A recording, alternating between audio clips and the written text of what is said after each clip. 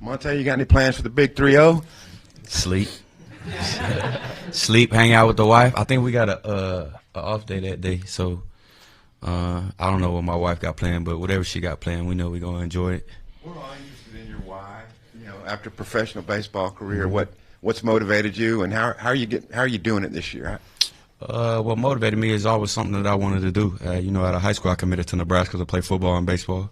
But when Major League came in, you know, they offered a number that I couldn't really pass up, and that was my number. So I took it, but it got to a time period where I felt like football was the time for me to go back. It's not traditional route, but at the end of the day, it's still football, and I still am an incoming freshman, you know what I mean, even though it might look a little different. But, no, it's just a transition more than anything. I give props to Pitt to give me the time period to be able to transition my body back to a football body, and now it's just moving forward and really know the playbook and go out there and compete. For Raylen O'Mega, Coach Foucher just here mentioned all three of you guys are having some leadership roles. Can you maybe talk about, with so much newness in the room, what you feel like your role is in trying to help lead as well? For me, just maturity-wise, like, you know, you got to have a short-term memory loss in this, you know, in football itself. So, you know, if I'm talking like Ferg and things like that, like if you drop a football, just being able to shake back, things like that. And then, like at this time point, fall camp is new to them, to a lot of guys and freshmen. So it's something that they've never been used to. So just being able to learn quickly, because everyone can play in our room. I feel like we have the best receiver room in America, and that's from upperclassmen to lowerclassmen. So just being able to get them to a spot where they feel that they're very confident to be able to play. Absolutely. Well, I'm going to just touch back on what Raylen said. It goes to, you know, just thinking back when I was a young freshman and the things that I didn't do so well, and just looking back and, you know, just making sure they do the things that I wasn't able to do or couldn't do when I was a freshman. Because, like I said, the opportunity is golden for them. And, you know, they improving every day, honestly. And like you said, us three as being the leaders in the room, or not just only us three, we try to, you know, put in their head that they're a leader too, you know, so they can continue to feel, well, not be as comfortable as they, you know, think they are, but just staying on them and making sure they handle their business the way they need to. O'Mega and Raylen, you guys are, I know, O'Mega, you had a couple seasons at South Carolina, but making this jump now from where your previous school to the SEC, what's kind of been the biggest level of adjustment? What have you two been really focused on trying to work on here before the season gets going? I belong here, honestly. You know, this is where I always wanted to play at. I'm going to go out there this year and do the same thing I did last year and be even better. And, you know, it's a lot of bad out there I did, and it's a lot of good, but, you know, just put that together and make it happen. So that's really it. For me, regardless of my journey, I feel like I should have been playing in the SEC since my freshman year. But things go left. You know, everything doesn't go as planned as you want to. But I thank God for the journey He's put me on. And I think the big thing is for me is just the IQ level. You know, not just using talent, but using my intelligence as well, to be able to set up a lot of different things and just set up for me and make things easier. So I think that's the biggest thing for me is just, you know, studying the game. Knowing what I'm going against, knowing tendencies, things like that. So I think that'll be the biggest thing for me. Monte, you might not be the biggest wide receiver in the room anymore with Antonio Jordan now here. What's kind of been your first impressions of the freshman, and what has stood out to you with his game so far? Very impressive, very explosive. A guy first day willing to come in and be ready to learn. A guy who loves the game. You could easily see it, you know what I mean? Even I remember one time we was running routes and it was all kind of like older dudes, and like he had class or something like that. Like he ran in, was just in normal clothes and decided to hop in the drill. That tells you a lot about a guy. But these first couple of days has been kind of impressed with just the plays he's been making and just the role he's coming into. I know he's still a freshman, but there's growth. But he's advanced for sure, and I got high hopes for him, and I got high praise for him for sure. Monte, you mentioned having to get your body right into football mode. I'm curious, on the field, did you have to knock off some rust last year? Kind of when did you get comfortable again, like feeling like, okay, I'm back into football mode? Nah, it definitely took some rust. I mean, I didn't put the pads on until fall camp around this time last year, and that was my first time in 10 years. So I think rust is kind of an understatement. I need more than WD-40 to be able to get through it. So, but no, it took its rust. I think when I got through probably, I'd say like the 5th or 6th game of the year, I felt like I started to transition and started to feel more fluid. And then once I got into spring, the exact same thing happened. And then my main emphasis after that was really in the summer was like how much can I compete with myself every single day. I don't challenge guys in the room to be able to compete with each other, even though we do compete with each other, but how can I look myself in the mirror every single day and compete with myself? That's the only person that really matters. And Riley, you mentioned, using your IQ. You've got experience in Coach Petrino's system. How much does that help, and does it feel like you've kind of picked up right where you left off previously? I think it helped me tremendously in the spring, just being able to come in and play fast. Just as a receiver, when you don't really know the playbook, it's really hard to just be yourself. So that was the good thing. But, being able to teach the others, just because it was his first year last year, some guys were still learning. So I was able to come in and being able to help those guys as well, and just being able to, give them some tips and things like that, just things I've learned. And just the way he wants it. He's a perfectionist, so he wants it just as detailed as he wants it. So, you got to go his way and his way only. And I got to give credit to him for that. He definitely came in hitting the ground rolling, even though being in Bobby's offense before, he wasn't a shy guy. He came in, Lil, we need to do this, we need to do that, and I took a lot of respect to that. I guess for O'Mega, you obviously were in the spring. Correct me if I'm wrong, it looked like after spring break, you kind of flipped a switch. Is that correct in saying that? It looked like you really started surging after that break. Yes, sir. Absolutely. Like I said, been in the room with guys like Raylen and Monte, staying on me and just making sure that I am comfortable and in this playbook. Making sure that we do the little things helped out a lot. So just taking that off time and really getting in the playbook and understanding it more and learning how things going and how Coach P want things to go really helped out a lot. So it really helped me turn that switch. I don't think I've ever met an O'Mega. What's the backstory from that? Where does that name come from? Great first name. My parents Christian, and I'm the last child. So in the Greek Bible, it's the last. So. Any thoughts ever to wear number 3? Maybe a missed opportunity for NIL. Not really, man. Not really. I guess for any of you guys, Coach Fouch was talking about how the group was coming together after CC was out. I guess just how tough was that, and how are the ways in which the group came together? I think the biggest thing is we found a way to get him out of like a rut. I think that was the biggest thing for us, and he's helped us tremendously. And it's a hard loss, but you can see his excitement back. He's a very happy guy. He's a very enthusiastic guy. So to have him just on the sideline, having his tips as well, being a help is tremendous. But this room is the closest room I've ever been with. We laugh, we giggle all the time. It's not really fights and things like that. But the biggest thing that if we say something to one another, it's not like, oh, he's getting on me, things like that. It's coming from a good place. So just being able to learn from each other, and our energy feeds off each other, especially like today at a practice we had today. Just being able to feed off each other has been big. And then, Monte, for you, Coach Fouch was saying that he can almost trust you, almost like an assistant coach, to kind of deliver instructions or maybe hype the guys up. I don't know. Can you just expand on that a little bit? What's that like in practice? I just try to be myself more than anything. Everybody want to be called a leader, but you got to be able to show up. I think they'll be able to answer that more just coming from a receptive perspective, but I just try to put the action out there. If a guy's going to be able to follow you, he got to be able to trust that you doing it. A lot of words don't really don't mean nothing. Actions speak 1,000 words. So you can tell by how receptive they are, maybe just from baseball, but also being a little bit older. But you got to realize I just don't hop on the field and I just earn respect. I got to go out there and still play football. I got to earn their respect too, and that's what I look for day in and day out. And O'Mega, for you, how do you think that your connection with Talon has just progressed?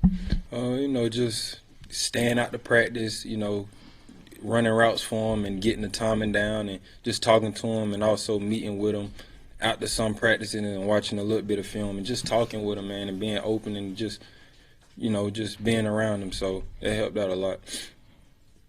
This being your third school now, how would you compare learning Petrino's offense and playbook maybe to other offenses you've been a part of? Is it more difficult? Honestly, no, because, everybody in this conference run the same thing. They just use different terminology. So it wasn't hard. I just had to get used to the terminology that is used here and put it together. But it's like still connected. How long do you think it took you to kind of feel comfortable in it? Honestly, I went through the spring, and took that little break. And once we jumped back in fall camp, I'll say I was right on it. Thanks to those guys too, man, because they be on me. Monte, I'm curious. You talked about the transition and just going from professional baseball to now back to football, and you talked about you shaking off the rust and doing that. Where do you feel like playing in the pros has helped you now transition here? Or what was some of the difficulties that you went through in that transition process? The highs and lows.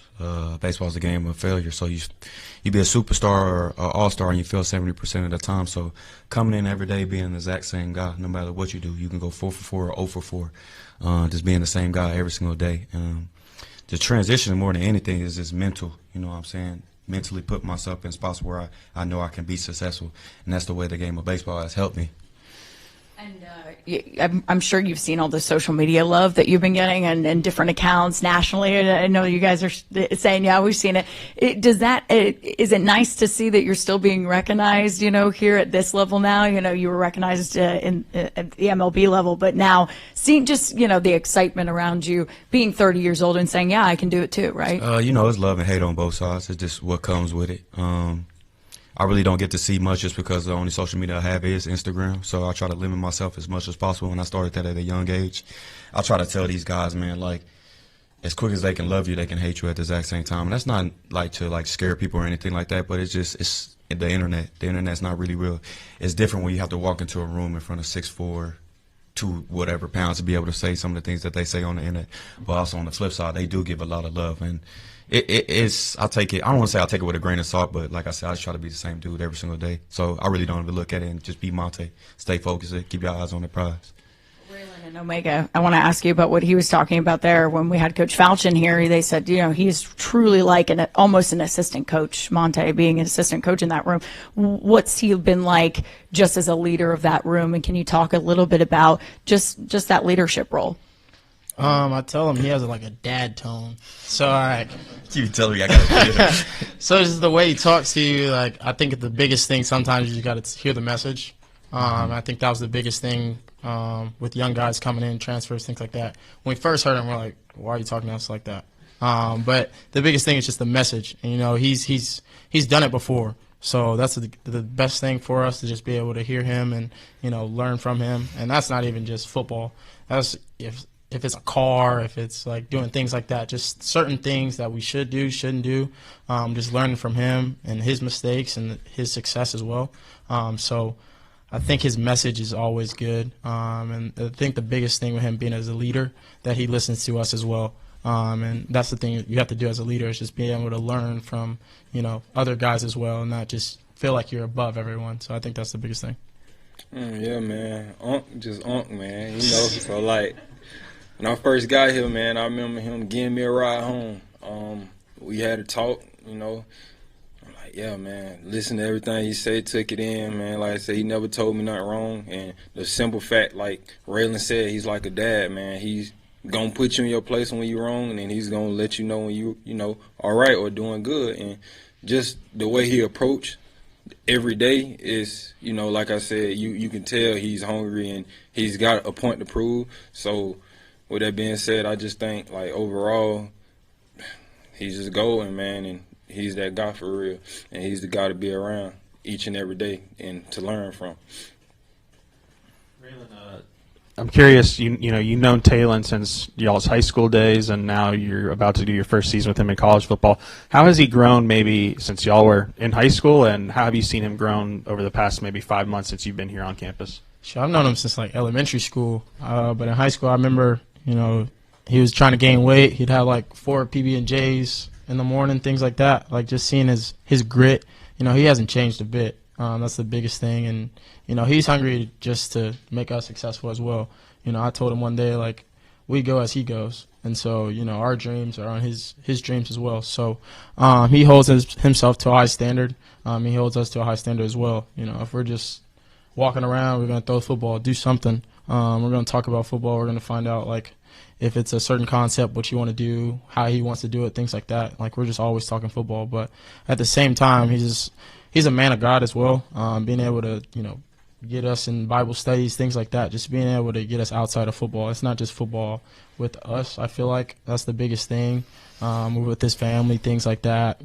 He cooked the other day before camp, making burgers, things like that, just doing things so everyone else can feel like a family. So he does that, and he's always going to have a smile on his face. He's hard on himself, so you sometimes just got to pick him up and just, it's one play and one day at a time. Has anything, now you're here in your second year with Talon, has anything stuck out to you in terms of his development, whether that's on the field, off the field, from year one as a starter here to now year two? The confidence. You could definitely see the confidence level start to go up. I think everybody knows the stats and everybody talks about year two and Bobby. So, me personally, I expect a big jump from Talon. I think he's going to do great things and be able to push this school to heights that we internally believe that we can believe. We don't really care about the outside noise and what they have to say, but I think Taylor's going to be a great leader and a great player on the field. One more question for you about your journey here. Do you remember when in the post MLB career you were the idea came maybe I should do this, not even really taking it seriously, but maybe I kind of want to do this? After the 2021 year. Year 2021, and then it was close to getting around spring training time, and I had a couple schools. I had Nebraska call me, a couple other schools call me asking if I wanted to play football still, and I felt like at that time period it wasn't really time yet, just because I don't like leaving something where I feel like there's a what if there. So I gave it a couple more years, and then after that I was like, all right, now I'm ready to go. And I made the decision to be able to, talk to schools and stuff like that. And I picked Arkansas because SEC, family. Pitt is really huge on family, and it's close to home for me. So I'll be able to take care of my kids and be able to travel home. My family be able to see me too. So just to confirm, even when you were still playing baseball, it was in the back of your mind, maybe one day you want to go play college? After that 21 year, I got drafted in 14. So after 7 years, that was that kind of time period. I was just like, man, maybe it's probably time, but like I said, in that moment, I couldn't fully convince myself to do it. So 2 years later, that's when, boom, it happened. How do you go about telling teams hey, I'm down to play football again? How did Arkansas find out about you? Did you have an agent putting out the word, or kind of how did that go? I had some people that they got connections and stuff like that. When you hear about 27, 28-year-old trying to come back and play football, a lot of people think it's a joke. But I know myself, the people around me know me, how hard I work and how I go about my business. And like I said, I got in connections with schools. Some schools made offers and stuff like that to be able to come and play. So made my decision from there. And I feel like this was the place that it felt home. People don't know, this is my first ever offer from baseball from Van Horn. So it was just something about Arkansas that always stuck in my mind. Do you remember when you got that offer from Coach Van Horn, how old you were? After my freshman year. Okay. After my freshman year, I took a visit down here, and then I want to say Todd Butler was the hitting coach at the time. I would have committed, if I'm being perfectly honest, if he wouldn't have left. When obviously it was a lot of money, but when the draft rolled around, was it a hard decision to pursue baseball, or was there a part of you that said, "Hey, I want to try to go to this two-sport thing in Nebraska"? I gave him a timeline. I think the draft happened on a Thursday, and I had to report to school on a Sunday. And I said I don't want to report to school and be having to still choose what I wanted to do. So I gave the Brewers 3 days to be able to choose what y'all want to do. Don't play around. We need to make this happen now. So by Saturday night, they drove down and gave me the offer, and then boom, I was signed that night. I don't know how much free time you have with playing football now, but do you ever pick up a bat and go batting cages, or do you ever do anything like that? I don't. I got kids, 2 kids, so my son, he picks up the bat for himself, be wanting to play around with it, but I really don't have time. It might be sometime in the future where I might, go and be able to do that, but right now, nah, my focus is on football and my guys right here. You were a 3-sport guy, right? Yes, sir. Yeah. So you get any interest in basketball? Yeah, I had offers in basketball. Actually, as a sophomore going into my junior year, I actually told my coach that I didn't want to pursue basketball anymore because, you see so many 6'2", 6'3" at the time that can jump and do all that. It's not very many 6'2", 6'3" that's athletic in football. I mean, there is, or baseball, but I think that was kind of more of my brother's journey and what he wanted to do. I didn't want to take that shine away from him.